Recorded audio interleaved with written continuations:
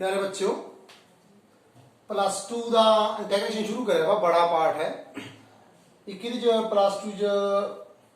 3 dimensional geometry बड़ी है, बस बाकी तो ठीक ही है।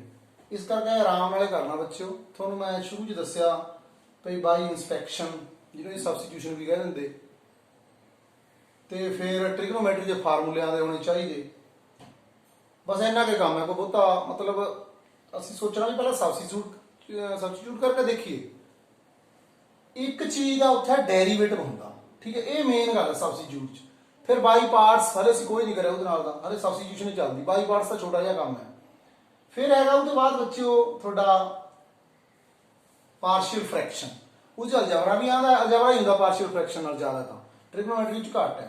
ये ज़्यादा पेपर च ट्रिग्नोमैट्री वाले आंदे, वो हुण चल रहा साडा है, ठीक है। 7.7 तक यही चलना। उसके बाद थोड़ा डेफिनेट इंटैग्रल है नहीं लिमिट वाली, वो सौखी है। और जब तुम आ है ना मतलब 3 साड़ियाँ एक्सरसाइज है कहना मतलब 4-5 वीडियो बननिया। हुण बच्चों 7.4 का अज असीं मुका देनी, ठीक है। 7.4 देखो आ है साडे कोल इंटैग्रेशन tan the power 4x dx। हुण देखो इहदा डेरिवेटिव करना असीं। हुण एक रकम है ये, हुण इहदा क्या करिए, इहदा मतलब ट्रिग्नोमेट्री को फार्मूला ही लाते हैं। थोनू मैं ये दिमाग जरूर बिठा लो बच्चों भी tan दे नाल सीकेंट स्क्वायर जुड़िया वा। 1 + tan स्क्वायर सीकेंट स्क्वायर होंदा, पता है सानू, ये 10वीं पढ़िया। 1 + tan स्क्वायर सीकेंट स्क्वायर। फिर असी वो सीकेंट स्क्वायर बना लेना। काहते बनाना सीकेंट स्क्वायर, क्योंकि सीकेंट स्क्वायर tan x का डेरीवेटिव होंदा, बाहर की गल बन जानी। इहदे हिसाब नाल असीं चलना हुण tan स्क्वायर, ठीक है बच्चों। tan square into tan square, tan की पावर असीं इहनूं लिख सकते tan square x into tan square x लिख सकते। एक की जगह लिख लो बच्चों तुसीं, जब 1 + tan square 1 + tan square x काहदे बराबर होना बच्चों, सीकेंट स्क्वायर। फिर tan स्क्वायर काहदे बराबर होना, 1 ने इधर आ जाना। मतलब क्या बनना साडे कोल ये tan स्क्वायर क्या लिखना सी, सीकेंट स्क्वायर -1, ठीक है। आ हो गया। tan स्क्वायर ऐसी रहने दो, ये नहीं लिखना चाहिए। ये भी लिखता है नहीं, फिर सीकेंट की 4 हो जानी, फिर वही पंगा पै जाना। इनू लेती रहने दो, बस आही टैक्ट होंगे थोड़े सीखने वाले। पीआई अगर भरता जी तुसीं आ नहीं भरिया, ये असीं अपने फायदे वास्ते ही रखिया, ठीक है। वो सानू पहले ही पता होना चाहिए बच्चों। देखो tan स्क्वायर x ने अंदर गुणा होना, दोहां नाल क्या बनना, tan square x secant square x। एक तो ये बन गया। हुण tan स्क्वायर 1 नाल गुणा होना, उन्हें tan स्क्वायर बनना। मैं dx नहीं लिखता, जगह की कमी करता है वो आपे देख लो, ठीक है बच्चों। यानी कि tan स्क्वायर पहले तो 4 ਨੂੰ 2 ਚ तोड़ लिया, फिर 1 ਨੂੰ बदलता सीकेंट स्क्वायर -1, फिर tan स्क्वायर अंदर गुणा करती। हुण आ सौखा हो जाना, क्योंकि ਇਹਦਾ आह डेरिवेटिव है, बन जानी गल। साडे को क्या बनया बच्चों, इत्थे खुला करके लिख देना मैं tan square x secant square x dx नाल लिख दो। मैं कई जगह लिखी नहीं, तुसीं जरूर लिख देनी बच्चों। हुण एस tan स्क्वायर की जगह फिर फार्मूला लिखो, केड़ा, सीकेंट स्क्वायर x -1। ऐदा बननी गल है, ठीक है। अगे तो क्या यानी कि इत्थे नहीं भरिया होवे तां गुणा हो जाने ते। ये हुण अलग अलग साडा मेन काम दा सिंपल करना। हुण क्या करना बच्चों, इहनूं असीं क्या करिए, tan स्क्वायर पुट जे असीं tan नूं n एक विच, क्योंकि हुण एक आ अलग है, आ अलग है। जे tan x की जगह h नहीं भरना, h जे tan x की जगह बच्चों असीं t भर देंगे तो क्या बन जाने ना, सीकेंट स्क्वायर फिर डेरिवेटिव करिए सीकेंट स्क्वायर x dx बराबर dt, ठीक है। ये मतलब इत्थे पुट तुसीं मैं हुणे मिटे देना, तुसीं तो लिख लियो, ठीक है। इहदी जगह चलो मैं लिख देना इत्थे t भर लगा हूं, t स्क्वायर, ठीक है। सीकेंट स्क्वायर dx की जगह क्या भर देना मैं dt। ये बन गया बच्चों साडे कोल n का, ठीक है। बाकी देखते हैं माइनस, क्योंकि tan जगह t भरया, tan स्क्वायर जगह t स्क्वायर हो गया, सीकेंट स्क्वायर x dx की जगह dt। आ जी चीज है इत्थे नहीं dt भरना, अलग हो गया। हुण dx अंदर गुणा होना, सीकेंट स्क्वायर x और t है, x की जगह चाहे अलग अलग करो, थोड़ी मर्जी है। dx में इतना गुणा करिए dx, मतलब हुणे 3 इंटीग्रेशन हो गए, एक t वाला हो गया, एक आ हो गया, साडे कोल एक आ हो गया। का क्या बनना बच्चों टी की पावर 3/3 ठीक है। ये क्या बनना फिर साढ़े को सीक्वेंस किहदा डेरिवेटिव है tan का, ये किहदा डेरिवेटिव है x का ठीक है। मोरे माइनस है तो प्लस बन जाना बच्चों, ये थोड़ा ध्यान रखना प्लस प्लस सम कांस्टेंट हूँ टी की पावर एच भर दो, साडा आंसर आ गया टी कितना भरिया सी tan square tan cube x बटा क्योंकि पावर जुड़ के उन्हें डिवाइड हो जाता बटा 3 minus tan x plus x plus some constant, ये थोड़ा उत्तर आ गया।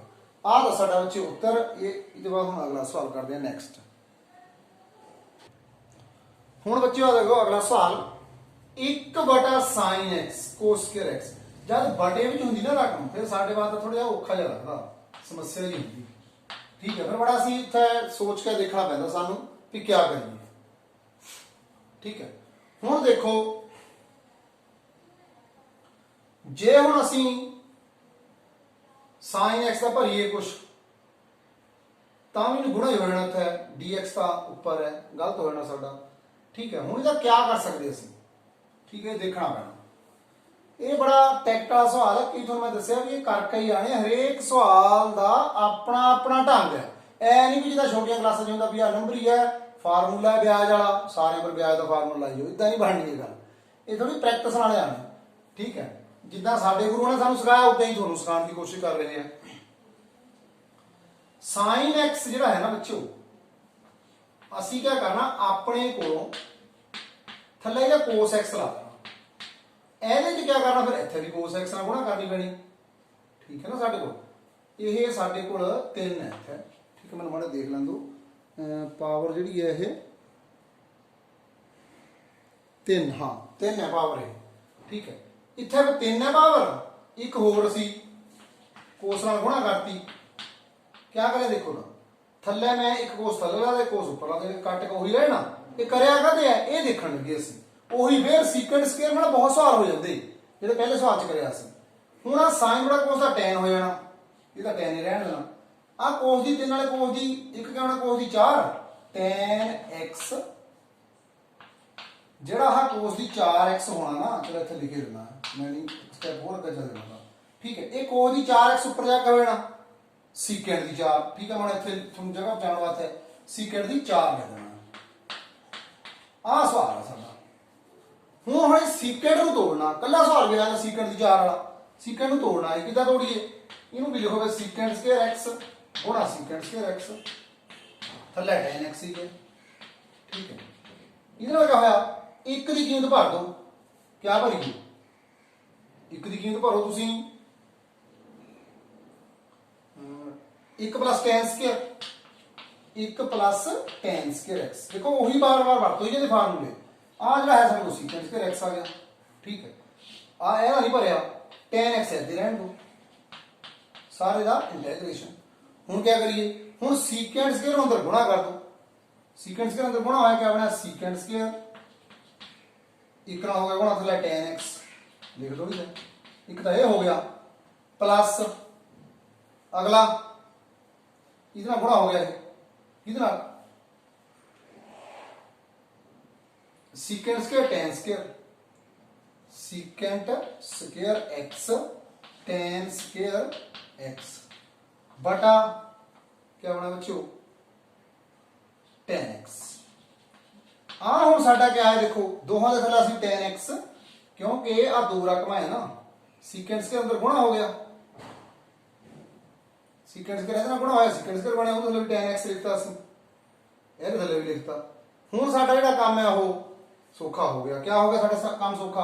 फिर सीकेंट वाले जब tan च आ जांदा ਉਹ ਸਾਨੂੰ पता ही है क्या करना ਅਸੀਂ tan x ਨੂੰ t पुट कर देना अपने आप गल बन जानी पुट tan x t फिर होगी पुट tan हर बार यही बात होगा ठीक है। क्या बनना है सीकेंट स्क्वायर x dx की जगह क्या भरना सी dt ठीक है। इधर मैं आगे बन गया हुआ अच्छा सीकेंट स्क्वायर x था dx में तो लिखी नहीं है, तुम क्या बार लिखनी होंगी तुम आप ही देख रहे हो। सीकेंट स्क्वायर x dx जगह क्या भर दिया dt बटा tan x जगह भरा सी t आ बन गया एक तो पहली गल प्लस इधर देखो हुण इधर क्या बनया आ जिहड़ा है साडे कोल टी स्केयर है आ गया टी यानी कि tan कट हो गया ना, इतना मैं कटिया नहीं है उदा एक tan कट होने से tan x रहना ਉਹਦੀ जगह t भर दो secant स्केयर ਜਿਹੜਾ ਹੈ ਉਹ dx के आ गया ਸਾਡੇ ਕੋਲ dt आ गया ठीक है। ਜਾਂ ਤੁਸੀਂ ਜਿੱਦਾਂ ਵੀ ਕਰਨਾ ਚਾਹਦੇ ਹੋ ਤਾਂ ਕਰਕੇ ਦੇਖ ਲਓ। ਇੱਥੇ t स्केयर ਅੱਧੀ ਰਹਿਣ ਦਿਓ t स्केयर बटा t ਤੁਹਾਨੂੰ ਬਾਅਦ ਚੋਂ ਕੱਟ ਦਿਓ ठीक है। secant स्केयर dx ਦੀ जगह क्या बनना dt। ਆ ਸਵਾਲ ਬਣਿਆ ਤੁਹਾਡਾ, ਇਹਨੂੰ ਹੱਲ ਕਰ ਲਓ ठीक है। ਕਿੱਦਾਂ ਹੱਲ ਕਰੋਗੇ 1/t मतलब log t log t आ गया था ठीक है। आधा पाने लोग वास्ते प्लस आधा कट्टे हो गए एक टी स्क्वायर बन गया भाई। चलो एक बार अच्छा लिख देना थानू मैं कली टी है एक तरह डर नहीं जाना है। ये टी दी 2 बटा आधा log t हो गया ना, आ कितना हो गया टी दी 2 बटा 2 प्लस सम कांस्टेंट टी का मुल भर दो। हम बाद चो सवाल हो गया क्या है टी का मुल तुसी कढ़िया वा मतलब टी असी किनू भरदा tan x में था ना log tan x plus tan square x बटा 2 आ टी भला इत्थे कटो भला उत्थे tan कट दिंदे तां ओ कीता ते बाकी जेड़ा है बच्चो आ साडा आंसर आ गया ठीक है। log tan x tan square x बटा 2 प्लस c जेड़ा है वो साडे कोल आंसर आ गया। ਇਹਦੇ ਨਾਲ ਜਿਹੜਾ ਅਸੀਂ ਉਹ ਕਰ ਸਕਦੇ ਤੁਹਾਡਾ ਸਵਾਲ ਤੇ ਅਗਲਾ ਦੇਖਦੇ ਹਾਂ ਸਵਾਲ ਨੂੰ ਅਸੀਂ।